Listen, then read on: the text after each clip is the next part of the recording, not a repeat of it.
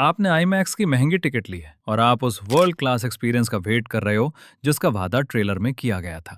फिर अचानक hero building से कूदता है और वो सीन किसी 2005 के PS2 गेम जैसा लगने लगता है। क्यों?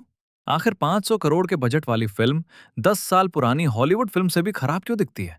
इसका सबसे बड़ा और चुभने वाला रीजन है हीरोज सैलरी। हॉलीवुड में अगर फिल्म का बजट $200 मिलियन है तो लीड एक्टर शायद 20 मिलियन लेगा। बाकी के 180 मिलियन कैमरा, स्टंट्स और सबसे जरूरी VFX पर खर्च होते हैं। लेकिन इंडिया में चलता है सुपरस्टार कल्चर।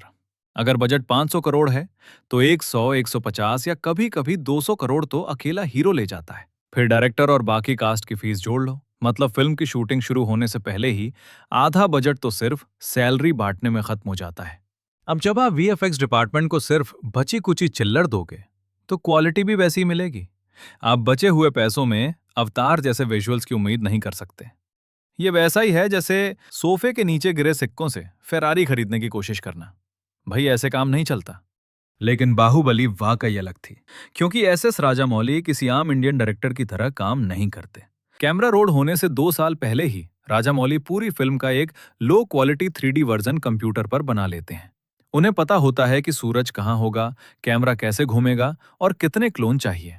आदि पुरुष जैसी फिल्मों में लगता है जैसे फैसले ऐन मौके पर लिए गए, इसीलिए लाइटिंग कभी मैच ही नहीं हुई। राजामौली 1 रुपया खर्च करने से पहले पूरी फिल्म का मैथ परफेक्ट कर लेते हैं।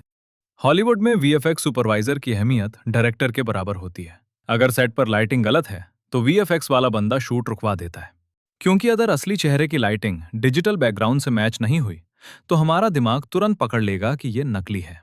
हमारी फिल्मों में एक्टर्स को AC स्टूडियो में फ्लैट लाइटिंग में शूट किया जाता है और फिर VFX टीम को बोला जाता है कि इन्हें धधकते ज्वालामुखी के बीच खड़ा कर दो।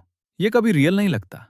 अवेंजर्स एंड गेम जैसी फिल्म अपनी VFX टीम को 2 से 3 साल का वक्त देती है। हमारे यहाँ स्टार्स को जल्दी होती है, एक फिल्म खत्म करो और दूसरी पर कूदो। प्रोड्यूसर को फेस्टिवल डेट पर फिल्म रिलीज करके प्रॉफिट कमाना है। नतीजा, VFX टीम को 2 साल का काम 6 महीने में करने को दिया जाता है। फिर आर्टिस्ट भी थक हार कर बस काम निपटाने की सोचते हैं। मार्वल, ड्यून, स्टार वॉर्स जैसे प्रोजेक्ट्स में इंडियन आर्टिस्ट काम करते हैं। DNEG, prime focus, frame store जैसे बड़े स्टूडियोज इंडिया में ही हैं। इंडियन प्रोजेक्ट्स में अक्सर क्लियर प्लान नहीं होता। डायरेक्टर्स बस बोलते हैं ग्रैंड बना दो, लेकिन ग्रैंड का मतलब क्या है?